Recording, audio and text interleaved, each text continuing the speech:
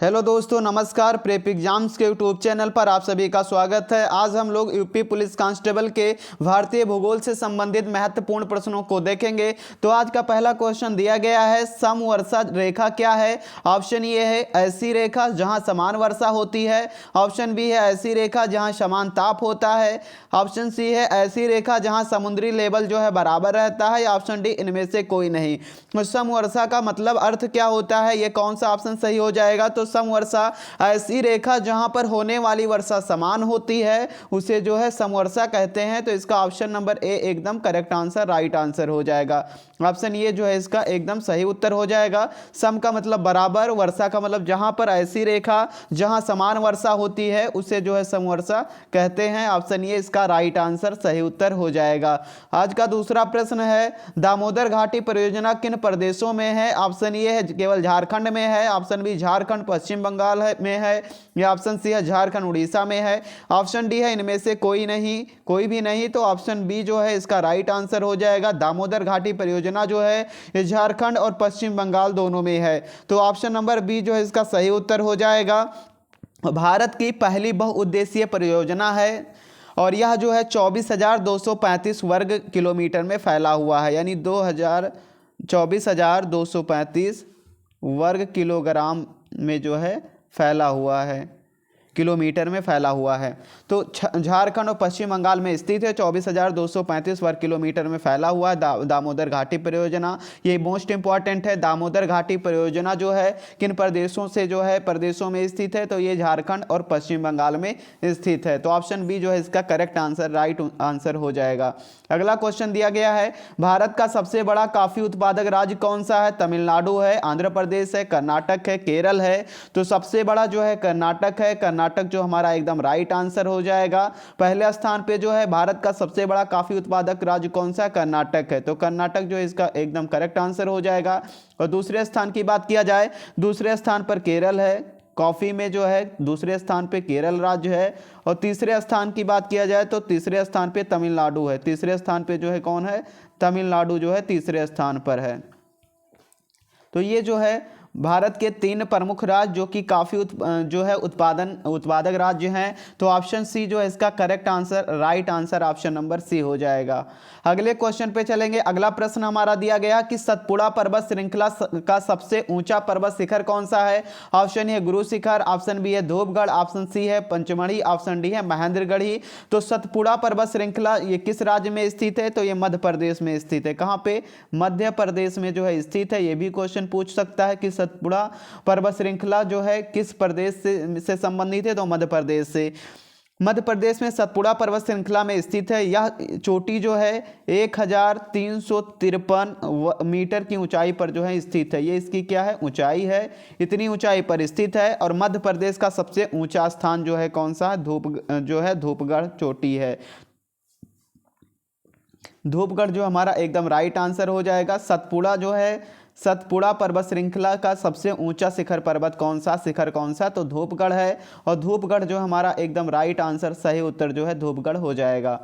अगले क्वेश्चन पे चलेंगे। अगला प्रश्न हमारा दिया गया है, निम्नलिखित में से कौन सा राज्य पश्चिमी घाट का हिस्सा नहीं है। गुजरात, तमिलनाडु, आंध्र प्रदेश, तमिलनाडु आंध्र प्रदेश दोनों। तो इनमें से कौन सा एक ऑप्शन है जो दिया गया है कि पश्चिमी घाट का हिस्सा नहीं है। तो पश्चिमी घाट में अगर बात किया जाए तो आंध्र प्रदेश जो है इसका हिस्सा नहीं है। आंध्र प्रदेश जो इसका हिस्सा नहीं है। तो ऑप्शन नंबर सी एकदम करेक्ट आंसर हो जाएगा। अगर देखा जाए पश्चिमी घाट में कौन कौन से राज्य आते हैं, तो पश्चिमी घाट में गुजरात आता है, गुजरात हो जाएगा।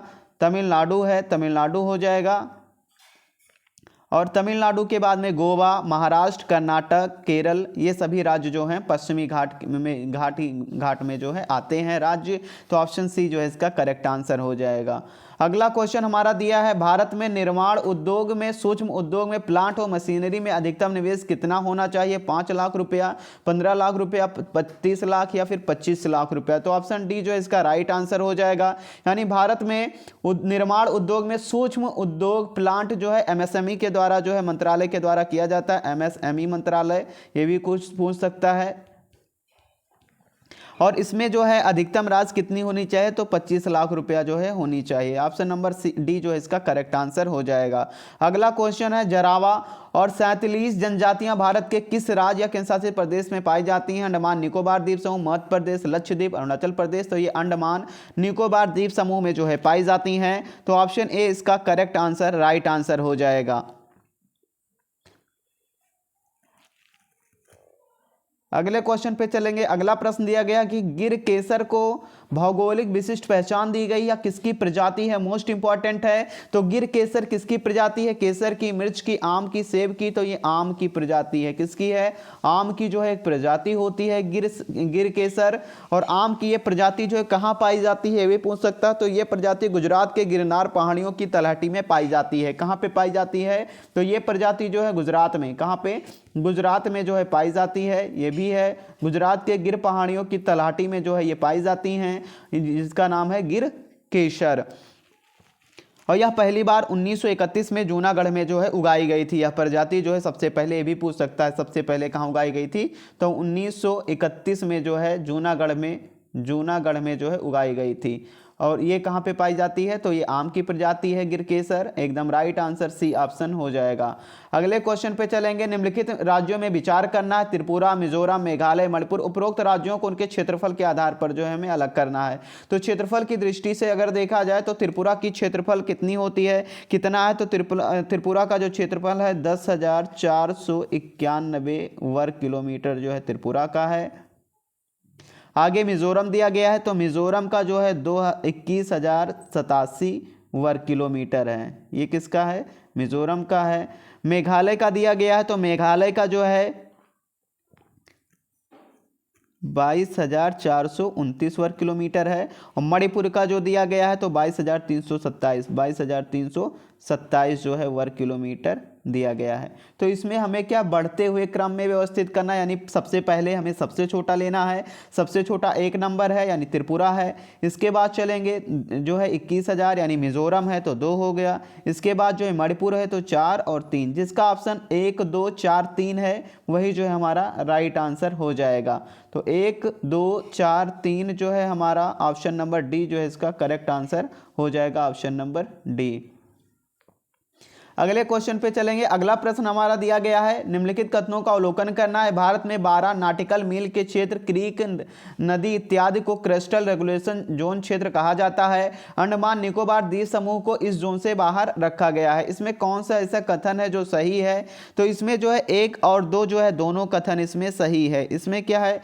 दोनों कथन जो है सही है। ऑप्शन नंबर सी एकदम राइट आंसर, सही उत्तर हो जाएगा। 1991 पर्यावरण संरक्षा जो है अधिनियम 1986 पारित किया गया था। इस अधिनियम में कोस्टल रेगुलेशन जोन की व्यवस्था की गई थी। तो ये ऑप्शन नंबर सी इसका करेक्ट आंसर हो जाएगा। अगला क्वेश्चन है, निम्नलिखित उत्पादों का अवलोकन करें। फिरोजाबाद है उत्तर प्रदेश, भागलपुर बिहार, जालंधर पंजाब है, सांगानेर राजस्थान है, कच्छ जो है गुजरात में जो है स्थित है। तो ये दिया गया है। उपरोक्त स्थान किन वस्तुओं के उत्पादन के लिए प्रसिद्ध है? तो शीशे की चूड़ियाँ, रेशम, खेल का सामान, हैंड ब्लॉक, प्रिंटिंग प्रेस। ये दिया है। पीतल से बना हुआ सामान, कांस, होजरी, ये सारी मसाले, मिठाइयाँ, मसाला जो है केरल से है। शीशे की चूड़ियाँ, लकड़ी का सामान, और फिर खेल का सामान, हसलिव नमक। तो ये किससे संबंधित है? तो इसका हमारा क्या हो जाएगा? ऑप्शन नंबर ए एकदम राइट हो जाएगा आंसर, क्योंकि शीशे की चूड़ियाँ जो है ये कहाँ पे? फिरोजाबाद उत्तर प्रदेश में जो है फेमस है। रेशम की अगर बात किया जाए तो रेशम कहाँ से संबंधित है? तो रेशम भागलपुर बिहार से, भागलपुर बिहार में पड़ता है और यहाँ से संबंधित है। खेल का सामान अगर देखा जाए तो भारत में खेल का सामान जालंधर से, पंजाब का जो जालंधर है यहाँ पे मिलता है। बाकी अगर देखा जाए, अगर राज्यों की हिसाब से बात किया जाए, भारत में जो है खेल का सामान कहाँ मिलता है? तो मेरठ में मिलता है। अगर उत्तर प्रदेश की बात किया जाए, उत्तर प्रदेश में मेरठ है।